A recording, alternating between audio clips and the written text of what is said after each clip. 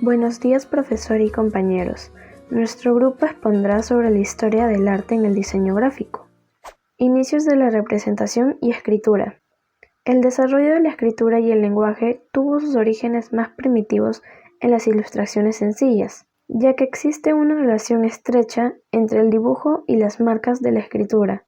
Los dos son formas naturales de comunicar ideas. La escritura es el equivalente visual del habla. Las marcas, los símbolos, los dibujos o las letras trazadas o escritas sobre una superficie se convierten en el equivalente gráfico de la palabra hablada o pensamiento tácito. La imprenta y la galaxia de Gutenberg. La invención de la imprenta representó un gran cambio en la historia de la humanidad, ya que facilitó a mucha gente a la lectura de los libros. Entre 1436 y 1450, Gutenberg construyó un aparato que logró fundir las letras metálicas que usó en sus primeros libros, y la famosa Biblia en 1455. Él no inventó nada, ya que habían desarrollado técnicas de la impresión, pero nadie los había juntado. Los orfebres ya sabían fabricar buriles y ya utilizaban prensas como tornillo. La galaxia de Gutenberg. El nombre del libro es una obvia alusión a la invención de la imprenta, que habría generado, según McLuhan, un cambio en la manera de pensar del hombre y, más que eso, una mudanza radical en la manera como éste percibe la realidad. Cree que inició un proceso de desequilibrio en los sentidos humanos, que culminó con una hipertrofia del sentido de la visión. En el pensamiento de McLuhan, las tecnologías de la comunicación desempeñan el mismo papel que los medios de producción en la teoría marxista del desarrollo de la historia, pero no solamente influyen las tecnologías de comunicación e información en la construcción o en la caída de imperios y naciones. Art Nouveau, el estilo moderno en Francia y Bélgica. En Francia, el estilo se dio a conocer como estilo Guimard, en reconocimiento a las formas retorcidas y entrelazadas utilizadas por Hector Guimard y especialmente por sus entradas de hierro fundido del metro de París.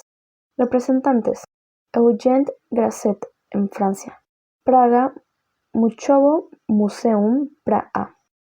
Estilo joven: Jugendstil, Alemania y Escandinavia. Formas figurativas y geométricas. Formas naturales inspiradas por los avances de la ciencia y la tecnología. Sus representantes: Jugend is Múnich, der Angelo Juan. Holanda: Nieuwe Kunst. Era el uso de una figura geométrica que a menudo representaba una serie de bloques o plantas y animales muy estilizados. Representantes: Jack van den Bosch, Jan Torup. Estilo moderno del Reino Unido. Sus planteamientos destacan por la composición armónica de rectas y suaves curvas que provocan una sensación de articulación entre espacios abiertos y huecos. Sus representantes: Charles René Mackintosh y Antoni Gaudí. El diseño de Francia en 1800. Tenía un estilo francés propio, con productos elegantes, sofisticados y refinados. Además, la producción industrial es uniforme y desleal. En sus principios, el diseño era equitativo al arte y contaban con una gran influencia del arte japonés. También eran dependientes de las líneas sinuosas y el alargamiento de las formas florales. Eran figurativos, tanto como la flora, fauna y de tradición en sí. Esta no desprecia la decoración y la vende como algo innovador y sofisticado. Representantes: Louis Majorelle, Émile Gallé, Hector Guimard. Con eso también vino el nacimiento de las marcas, avances en la tecnología e impresión. Se descubrieron nuevas técnicas para fotografiar y fabricar papel. Necesidad de crear técnicas de branding y marketing por la producción masiva de la revolución industrial. Las vanguardias históricas y la modernidad gráfica. Vanguardia futurista. Principios. Busca representar la cuarta dimensión y el tiempo usando objetos y sujetos en movimiento con diferentes secuencias. También usaron el dinamismo plástico, donde se representan varias imágenes de un objeto sujeto simultáneamente. Refleja el dinamismo en esa época, la importancia de la tecnología, el movimiento constante, etc. Características. Es antihistórico, buscando la originalidad y rompiendo con el pasado. Refleja el dinamismo de la época con colores más vivos, frases pequeñas, etc. Le da más importancia al simbolismo para comunicarse. Era un movimiento agresivo. Poesías de la revolución, audacia y el valor. Rompía con la tradición, el pasado y signos convencionales. Y por último, exaltación del desarrollo industrial.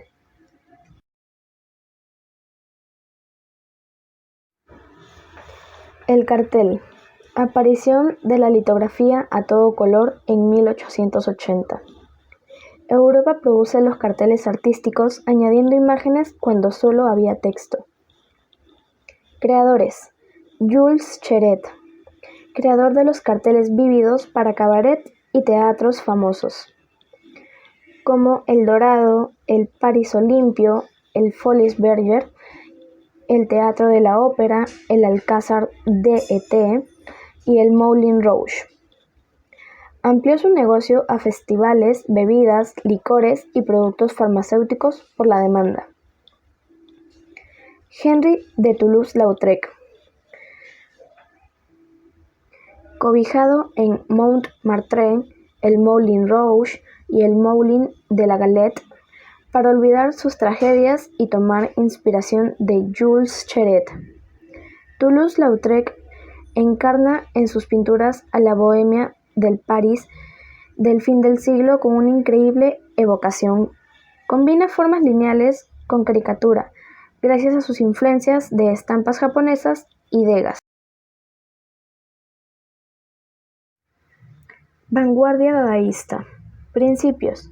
Es creado con el fin de contrariar a las artes y protesta ante los cánones estéticos dominantes de la época.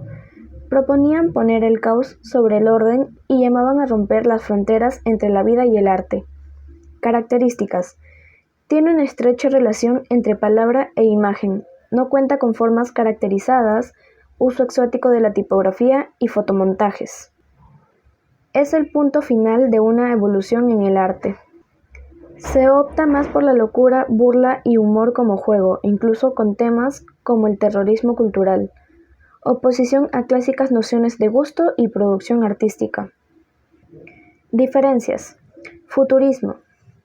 Su objetivo era romper los valores estéticos del pasado y solo se enfoca en el futuro con técnicas modernas como la velocidad, máquinas y la violencia. El dadaísmo. Su objetivo era proclamar en contra de las artes que aparecieron en el año 1916 en el Cabaret Voltaire, en Zúrich, Suiza.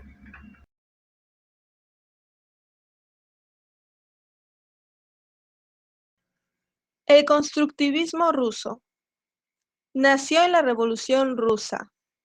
Fue reemplazado del arte burgués hacia el pueblo.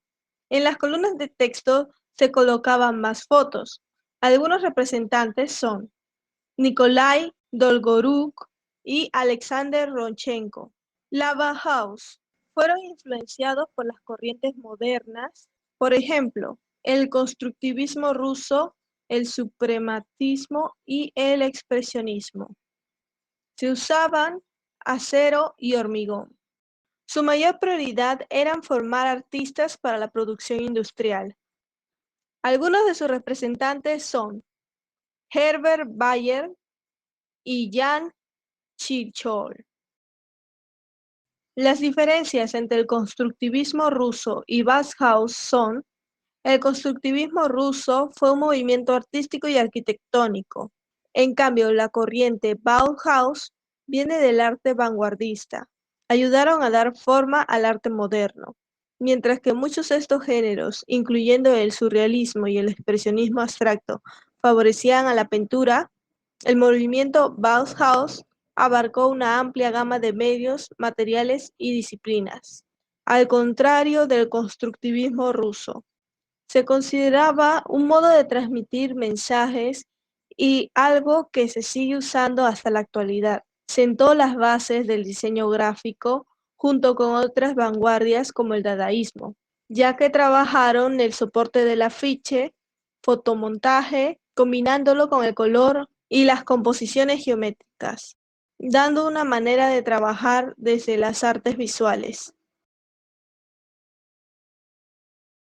La Escuela de Nueva York tuvo una gran importancia en el continente europeo, ya que tenía como características ser pragmático, intuitivo y formal.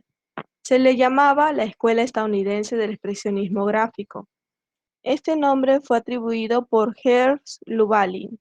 Algunos representantes de esta escuela fueron Paul Rand, Alvin Lustig, Alex Westphal y Bram Buddy Thompson. En la siguiente diapositiva podemos ver a otros grandes representantes de esta época. La revolución del diseño editorial a finales de los 60 tuvo influencia también en la publicidad, ya que se cambiaron los formatos y se convirtieron en formatos más reducidos.